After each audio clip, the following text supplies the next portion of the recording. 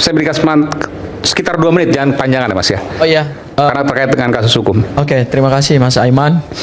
Jadi Namanya siapa Mas? saya Gafur Sangaji, kuasa hukum dari teman-teman yang sekarang berperkara di Polda Metro Jaya. Perlu saya sampaikan satu hal terkait dengan dokumen yang sudah disita oleh Polda Metro Jaya. Sampai kemudian kami mengikuti proses pemeriksaan di Polda Metro Jaya, ijazah Pak Jokowi itu tidak pernah sama sekali ditunjukkan kepada terperiksa. Dalam hal ini adalah para terlapor. Kebetulan saya yang mendampingi pemeriksaan Pak Rizal Fadilah.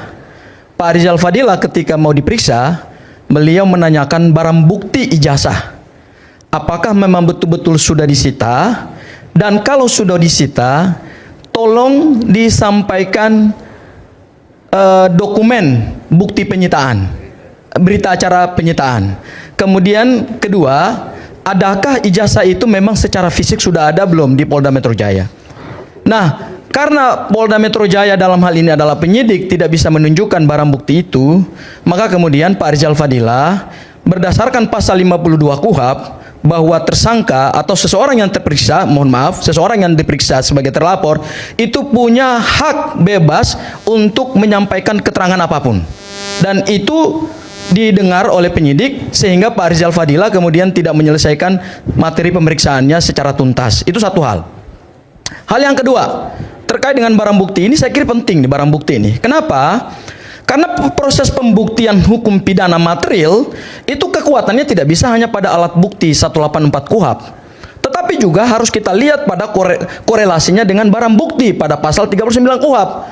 Kalau kita bicara barang bukti, ijazah sebagai barang bukti, maka ketika ini masuk dalam proses penegakan hukum, ijazah ini tidak bisa hari ini kita katakan asli. Kenapa? Kalau kita larikan ke pasal 39 KUHP, barang bukti itu kan kualifikasinya cuma 3. Pertama adalah barang hasil kejahatan, kedua, barang yang digunakan untuk membantu proses kejahatan, dan yang ketiga, ya, adalah barang yang berkaitan dengan proses kejahatan itu sendiri. Pertanyaan kita, ijazah Pak Jokowi ini statusnya apa dalam konteks hukum acara pidana yang diatur dalam pasal 39 KUHP? Apakah hasil kejahatan ataukah barang yang digunakan untuk melakukan kejahatan? Ini yang sama sekali kita tidak bisa memberikan kesimpulan karena ini masih proses due process of law. Dan saya setuju dengan Pak Rasman, ya Bang Rasman, bahwa karena ini masih dalam proses due process of law, sehingga terhadap objek ijazah yang hari ini menggemparkan bukan hanya Indonesia tapi seluruh dunia, maka statusnya hari ini tidak bisa katakan ini asli atau palsu.